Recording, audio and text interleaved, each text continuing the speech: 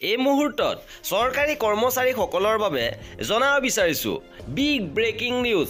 কৰ্মচাৰীসকলৰ দৰমহা ডিএ বৃদ্ধি সম্পৰ্কত গুৰুত্বপূৰ্ণ আপডেট আহিছে। কিমান বৃদ্ধি পাইছে আপোনালোকৰ দৰমহা আৰু কেতিয়াকৈ আপোনালোকৰ দৰমহা বৃদ্ধি ঘোষণা কৰিব, সবিশেষ আপোনালোকক জনাই দিব বিচাৰিছো। ভিডিঅ'টো প্ৰথমৰ পৰা শেষলৈকে চাই থাকিব। আকৌ চৰকাৰী কৰ্মচাৰীৰ বাবে অতি ভাল সময় আহি আছে, কাৰণ আকৌ বৃদ্ধি হ'ব কৰ্মচাৰীসকলৰ ডিএ।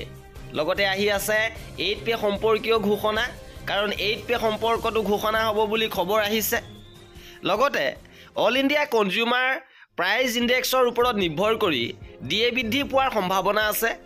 বৰ্তমান কেন্দ্ৰীয় চৰকাৰৰ লগতে ৰাজ্য চৰকাৰ কৰ্মচাৰীয়ে 53% হাৰত ডিএ লাভ কৰিছে আৰু আগষ্ট মাহত অল ইণ্ডিয়া কনজিউমাৰ প্ৰাইচ ইণ্ডেক্সৰ সূচকাংক অনুসৰি 142.6% হৈছিল আৰু ছেপ্টেম্বৰ মাহত 143.3%লৈকে বৃদ্ধি পাইছিল।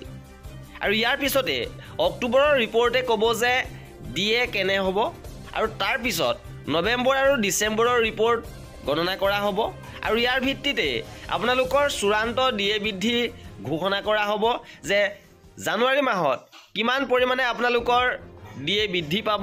আৰু খবৰ অনুসৰি এইবাৰ জানুৱাৰীত কৰ্মচাৰীসকলৰ ডিএ দিয়াৰ 56%তকৈ অধিক বৃদ্ধি পাব, কাৰণ ইতিমধ্যে 3% জুলাইত বৃদ্ধি কৰিছে আৰু জানুৱাৰীটো 3%তকৈ বেছি বৃদ্ধি পাব AICPINৰ সূচকাংক অনুসৰি। গতিকে 56% ডিএ নিশ্চিত হৈছে। লগতে এইবাৰ বাজেটত অষ্টম পে কমিশ্যন সন্দৰ্ভত ঘোষণা হ'ব পাৰে, কাৰণ 2016তে চৰকাৰী কৰ্মচাৰীৰ সপ্তম বেতন আয়োগৰ ঘোষণা কৰিছিল আৰু সেই অনুসৰি আগষ্ট 2026 চনত নতুন বেতন আয়োগ গঠন হ'ব।